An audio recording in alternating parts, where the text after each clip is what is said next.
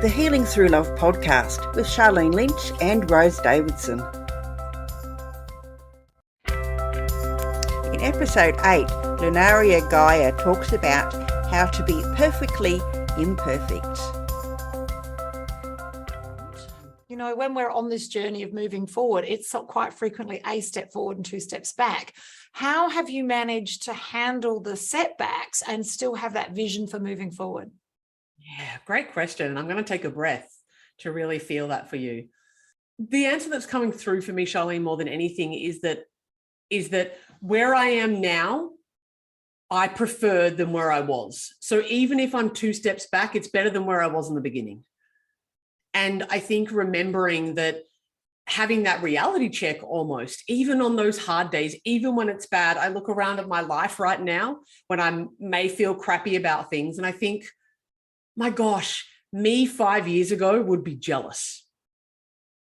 Actually, probably more accurately is inspired. You know, 5 years ago, me was dreaming of being me right now. And I think even in those early days when I first, became a coach and first went down the NLP path, 5 years ago version of that, or my 13-year-old self would be looking up to me going, she did it. And so... Welcome to another episode of Healing Through Love.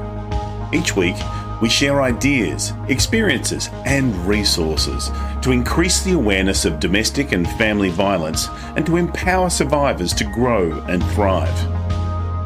We talk with experts who share their advice, or with people who have experienced abuse, no matter where they are on their journey. This is all about healing through love. And now, here are your hosts, Sharlene Lynch and Rose Davidson.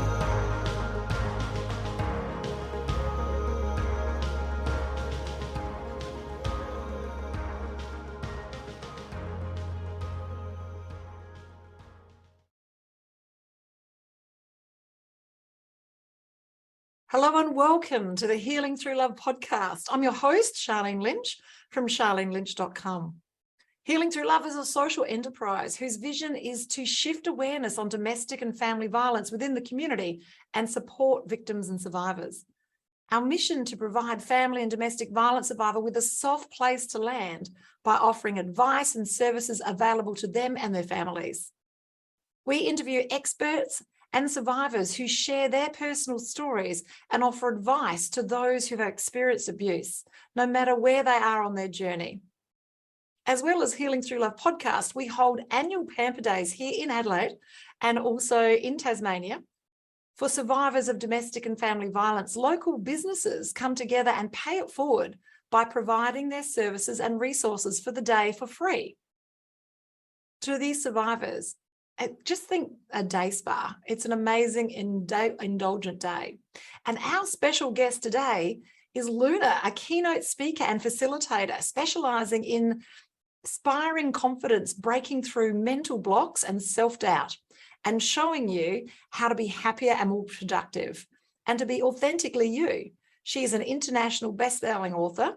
And the book is called Perfectly Imperfect. Beautiful. I love that. I'm a recovering perfectionist. Yes, likewise. Your complete guide to loving yourself and loving your body. An accomplished content creator, certified NLP practitioner, and confidence trainer and influencer with close to 30,000 followers across social media and platforms and a decade of life-changing work with women. I would love to introduce our special guest today, Luna. Welcome. Thank you so much for having me, Sharlene, and everyone on the Healing Through Love podcast. It's such a pleasure to be here. Thank you.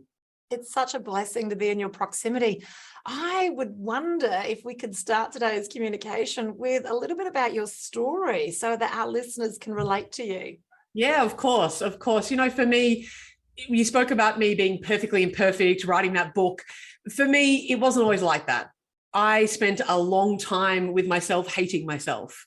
I spent a long time thinking that I wasn't enough, that I was worthless, and not necessarily because of anything that happened to me in my outside world, but it was just the norm. I grew up in the family of 5 children. I was the youngest and only girl. And it was patriarchal from that perspective that, I was a girl, so therefore I was less. And so I grew up also watching my mother not particularly like herself either. going on diets all the time, constantly thinking that her body was wrong before, never really coming to the realization that she was enough as she was. And so I grew up that way. I grew up learning that I wasn't okay, who I wasn't enough. And that really attracted a whole bunch of different people to me, people who didn't treat me particularly well. I didn't treat myself particularly well at all. When I say particularly well, to me, I would say, and I've said it before, that I feel like I was in an abusive relationship with myself. Physically, mentally, emotionally, and spiritually. On many levels, I harmed myself on a regular basis. And so it's been the journey out of that. It's been the journey of no longer being my own, being a victim to myself and being able to move beyond and through that. It's a powerful story. It's like the human condition. Ooh. It seems to be a pattern of behavior that's, across generations, and male or female, this sense of less than, this sense of low self-esteem, low self-worth seems to be our biggest challenge as being human, when it really needs to be the other way around, because we're hugely amazing. Yes. And flawed, of course. Like there's no doubt about it. None of us have every single duck in a row. We all have some level of insecurities or some levels of, I say, quote, flaw that might be perceived as a flaw. But the reality is we are powerful, magnificent, wonderful creatures. And if we just saw ourselves the way that others see us, most people think that we're amazing. And if we just started to even see a fraction of that, then our whole lives begin to change. So and the world does. And the world does. To hold the mirror up. I love it. I love the analogy of the golf ball. Like I'm a terrible golfer. My other half is trying to teach me, and he's got infinite patience because I'm shocking at it. But I love the story of the golf ball. When they originally created it, it was completely perfectly round. And what they noticed is the more that they used the golf ball, with the more dents and scratches that it got in it, the further and truer it flew. And so then golf balls were created with the dents and scratches already in them. And so we are the same. It's our dents and our scratches that make us go through or truer further than anything else. So I love the story of the golf ball. Now, if I could just smash playing golf. Well, I hear that even the experts spend tens of thousands of hours trying to get that right and still don't always. So, good luck. Keep going. Practice makes progress, huh? It's a great way to get some sunshine. I think so. What a journey. I've got to ask, was there one particular thing that happened for you that's turned the switch, or was it a series of things and something broke the camel's back? Like what was the transition point for you? Yeah, it's interesting. I actually get asked that a lot. Was there a turning point? Is there a time where it just goes, snap, I can't do this anymore? And look, I think that I would love to be able to say that. I think that there's a sexiness of that. There's a version that people want to aspire to. I think that there's this almost addiction to one day I'm going to wake up and it's all going to be okay. And I think that that's lovely, and it does happen for people. It did not happen for me that way. So for me, it was really this evolution. There was a growth towards that. I had been living overseas in my early 20s. I developed an eating disorder by that point in time. And I found for myself that when I arrived back in Australia, I needed something different. I needed to be educated. And that's when I found coaching and NLP, and I went down that path. All the while, I suppose if I was going to put it down to one turning point, it was the death of my brother. So in my late 20s, he was only in his late 20s too, he suddenly died. And that really propelled the journey for me, because effectively I thought to myself, I've spent my whole life hating myself up until the age of 27. And my darling brother at 28 passed away. Maybe I don't have as many hours and days and years left than I think. And it wasn't out of fear. It was more out of, a rude awakening, an awakening of like, well, should I keep wasting my life and my energy hating myself? Or maybe could I figure out a way to do it differently? So, but that didn't happen overnight. It wasn't a Pantene ad, it wasn't just before and after. It was years. It was years of working on myself, figuring it out, coaching, educating, learning embodiment experiences, spirituality, a whole bunch of different things for me. I think my brother passing was a major catalyst, but I build my relationship with myself deeper and deeper every day, even now. Even now, there are moments like any relationship, Sharlene, I think that you with your other half, we're always learning about each other. We're always connecting deeper. Ideally, we're always learning from one another. And I feel that my relationship with myself is exactly that. So how do you on a daily basis build that relationship with yourself that our listeners might be able to, take that on board for themselves? Yeah, I love that. Look, I think the first thing is that when we start on this journey, most people don't know who they are because we've spent so much time listening to the voices of other people. We've been listening to people who have told us that we're not enough. And maybe that's a very mild way that they've put it, right? From an abusive perspective, maybe we've been told on repeat with physical acts, but also mental and emotional ones that we're not okay. For even watching my parents, my mother was absolutely controlled by my father saying, you're not enough, you're not okay, you can't shine. And so we've spent a lot of time listening to the voices of other people and not a lot of time listening to the truth of our own voice. And when we stop and actually spend more time with us, literally I spend time with myself on a regular basis. I listen to not the initial voice that might be my parents or society or maybe people who haven't treated me very well, not that voice, but what's going on down here. What's beyond that? What's below that? For your listeners out there, spend a little bit more time with yourself. Be brave enough to go out for lunch on your own. Take a book if you need to. That's perfectly okay. Spend more quality time with you. We can't expect to have a good relationship with ourselves if we never spend any time with us. So that's always the first one.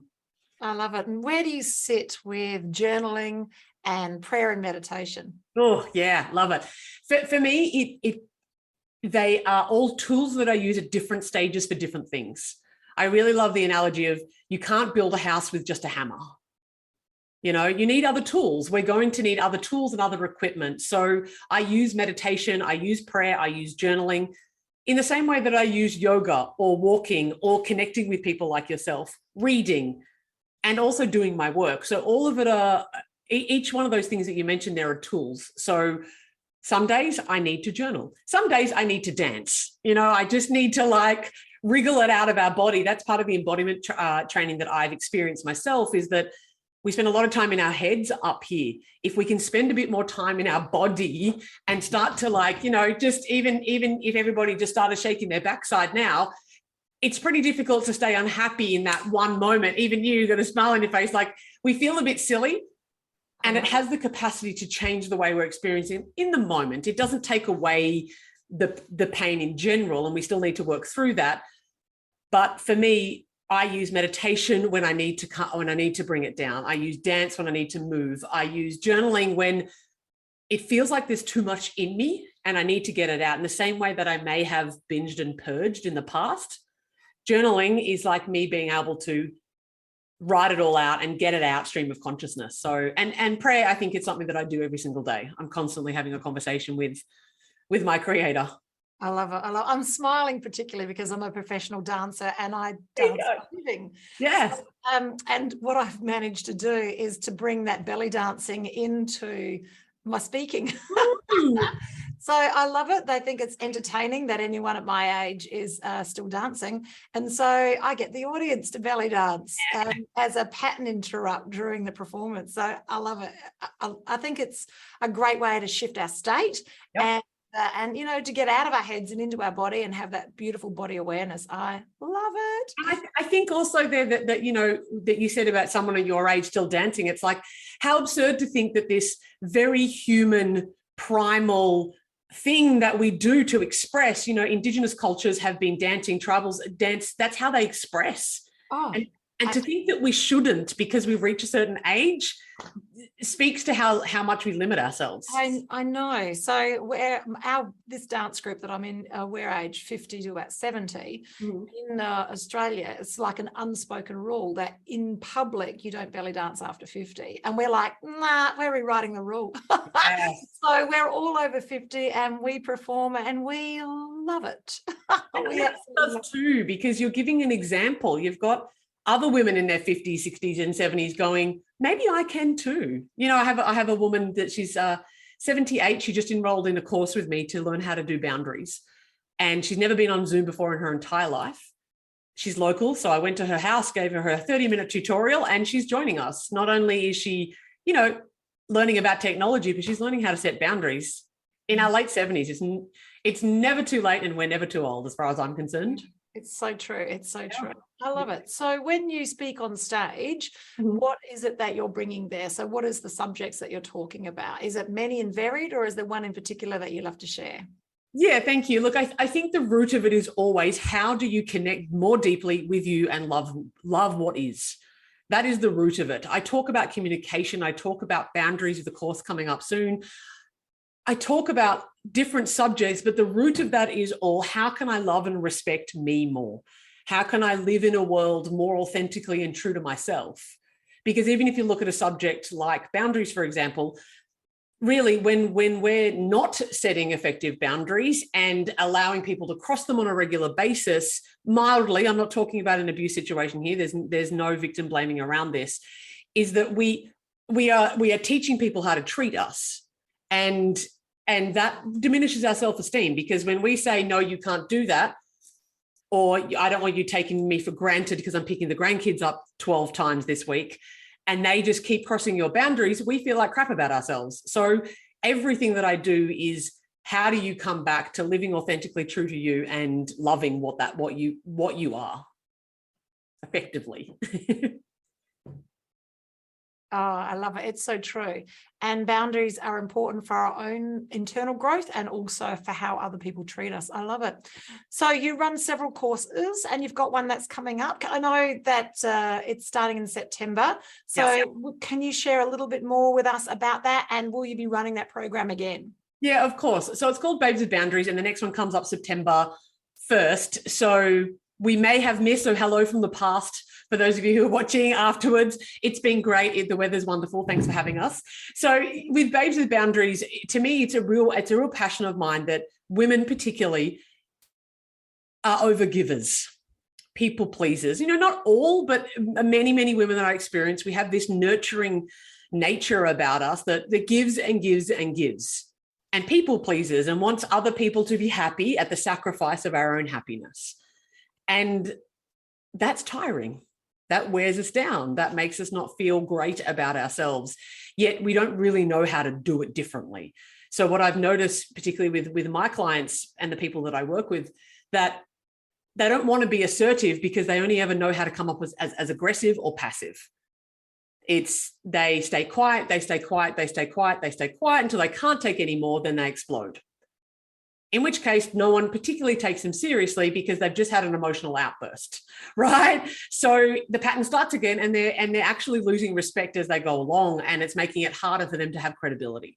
So for me, if we teach the very specifics of how to set a boundary in the first place, how to communicate, there's lots of role playing in it. So I'll actually be role playing scenarios whereby all the sessions are recorded, so you can listen back and say, how did she do it that time?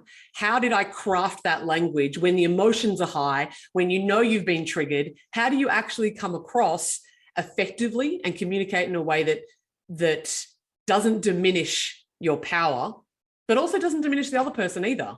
And that's effectively what I'm teaching. How do we communicate more effectively from a perspective where my boundary is respecting both you and I at the same time? I love it. Coming from a place of mutual respect. I love it. What's your thoughts in and around breath work then and breathing? As an NLP expert, is that something that you bring to the party? Yeah, I think it's absolutely just part of what I do on a regular basis. So even just before coming on today, I noticed that actually both you and I just took a breath. It was just a and I use that with breath movement and sound. When we were talking before about shaking, I'll often, particularly in a highly emotive state, taking a breath, as you would know, Sharlene, is like, it allows you. I think that when it comes to people speaking their truth too, and having that moment that's a bit conflict and a bit scary, they try to speak over, they try to get everything out fast. It's like, you're allowed to take a breath. You're allowed to just go, oh, I'm just feeling into that. You're allowed to say that. Having that space where we use our breath. I use it in yoga all the time too, different breath techniques, the box breathing, in for 4, hold for 4, out for 4, hold for 4. They all teach us how to regulate our nervous system. Absolutely. Highly recommend it. Yeah. So wow, what a journey from self-hatred to self-love. Yeah. And you've identified that it was not one particular thing. However, the death of your brother really did bring it to the forefront. Mm-hmm. You know, when we're on this journey of moving forward, it's quite frequently a step forward and two steps back. How have you managed to handle the setbacks and still have that vision for moving forward? Yeah, great question. And I'm going to take a breath to really feel that for you.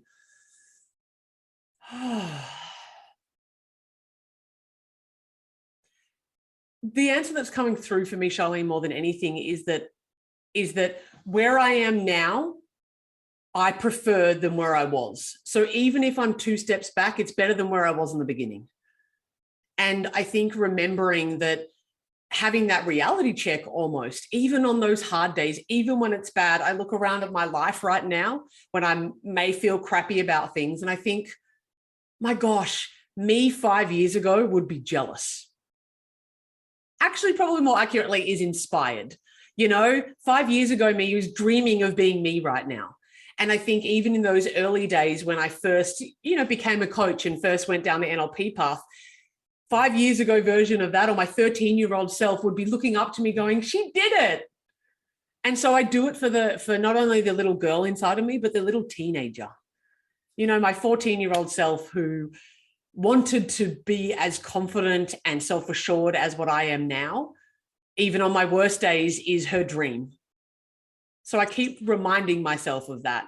Yes, I believe that we need to work through the emotions that come up. It's not just put on a happy face. I do not believe in toxic positivity. It's not how I roll at all. We need to face the emotions. We need to ideally get help to work ourselves through the emotions and the trauma, what comes up. And also remember that where you are now, a past version of you wished that they were as strong as you.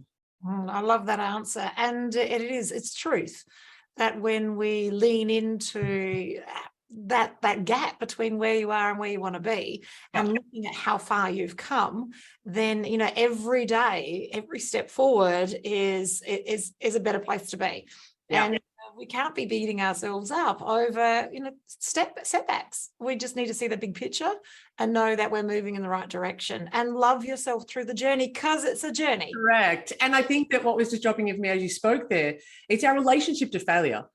I remember being in coach training, and the teacher up there at the front of the stage said to everybody, but I felt like it was said to me, as you feel like often in an audience, that there is no failure or any feedback came through. But what he said was, to live the life of your dreams is not for the faint-hearted.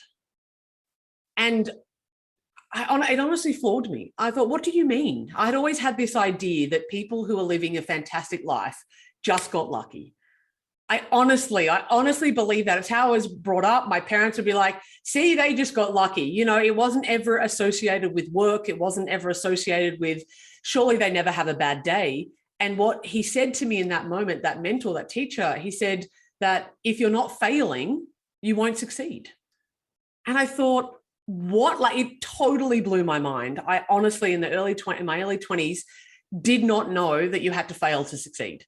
Mm. So those setbacks that you're having is part of what you're learning on how to succeed. So fail fast, fail hard. Yeah. And fail forward. Fail forward. That's right. And just change, work on changing that relationship you've got with failure, seeing it as a mistake, seeing it as an opportunity to take another go. I love it. It really does make a difference. And when you interview people who are successful, they all say they've changed their relationship to how they see failure. They embrace it and see it as another opportunity to learn how to move forward. So it's so true. So now, Luna, how do people work with you? Is it all group work, or can it be one-on-one? Like, what does working with you look like? Yeah, lots of different ways. Obviously, you can buy my book, which is a passive or an indirect way to work with me. I did narrate it, so it's on Audible. So if for those people who enjoy listening rather than reading, that's available as well. So that's the kind of the first entry point if you did want to hang out with me in some description. I do a lot of work content online. So again, if you want to hang out with me from that perspective, do come. I would love to have you. I'm sure that all my links will go in the description. That'll all get sorted by the admin fairies. I don't do a lot of one-on-one work these days anymore. So for those people who do want to, I take about 5 clients a year. and they're really ready. They're really committed to be able to take it to the next level. I'm looking for people who already know the value of personal development. They already know the value of what it's like to work one-on-one with someone and how much change they will get. And we work together in a container for 6 months. So it's like my little nest. It's my little nest egg where people come to be able to, but it is entirely one-on-one. I also have a group coaching program. So that's the Self-Love Sisterhood, where, of course, you can come, we hang out twice a week. It's a real opportunity for you to be able to not only get the education, but to spend time with other people on the journey. And then I run courses from time to time, like Babes with Boundaries. I have speaking gigs where I might appear at festivals or run my own spaces. Like I ran a workshop recently called Authentically You, which is just a full day workshop locally. Lots of different ways. And what's local, Luna? Oh, I live in Bateman's Bay. It's 4 hours south of Sydney. Oh, I love it. I'm going to Sydney for a gig this coming weekend. There you go. Yeah, I love it. I hope the weather's better. It has been pouring with rain today and chilly, but we'll see how it goes on the weekend. I will send some beautiful weather up that way for you. You know what I do love the difference between Sydney and Adelaide is that it can be 21 degrees here and 21 degrees there in Sydney, and the difference is like 7 degrees. Like it's because we're so dry and because you're so moist, it just feels warmer. Yeah, it's humidity, isn't it? I love that. It's not so good for the hair, but I just love it for everything else. It's wonderful. What a beautiful country we live in here in Australia. Wow, what a journey you've been on, Luna, this level of self-expression that you have now. And I would love to have an interview with Luna then and Luna now. And, you know, then the audience can see the difference of how powerfully you've stepped into you and that level of authenticity and how you now pay it forward by helping others step into their power and help them live their best life. I think it's an amazing place to be. It's a fabulous thing that you're offering. I love your program. For anyone who's listening to this and they were thinking about, you know, contacting you for the program, there will be other programs if you've missed the date of the 1st of September. So reach out and at least jump onto the website and grab the free ebook. Can you tell us a little bit about the ebook, Luna? Yeah, so a couple of years back, and I run it occasionally. It's called the Self-Love Awakening Collective. So it is literally a 6-week, 8-week course that we spend time learning all of these foundational skills on how to love yourself. And we do that online. So I wrote an ebook to go alongside of that. So it literally breaks down all of those steps by step on an ebook for you to be able to really start the journey. And honestly, if that's where you want to start, it's brilliant. Also, just come hang out with me online. It is honestly, I make content, I make reels every day. So TikTok, Instagram, Facebook, it is honestly the place to be. I love it. I love it. Now, for most of our audience listening, they've come from a place of family and domestic violence, and you know, for myself as a survivor, when we're in that environment before we can transition out, we're living as victims. You know, our language is that way. We're, you know, literally taking it on the chin and then turning around and offering the other side. Like that's. Until we become self-empowered and know that there's other options, we're encased in that. Yeah.